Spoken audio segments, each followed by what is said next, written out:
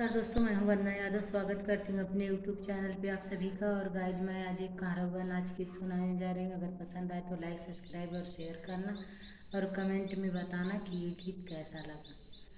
बनवा में बोले ले काली कोयलिया, सड़किया पे बोले अरे ओ बन मोरवा, सड़किया पे बोले अरे हो बन मोरवा।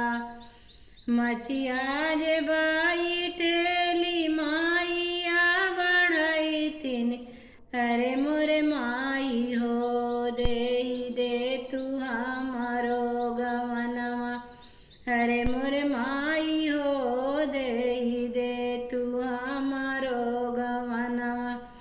आसों के सालिया राजदार बेटी हो, आगिले के सलिया देव तो हरो गवनवा हो, आगिले के सलिया देव तो हरो गवनवा हो, आगिले के सलिया।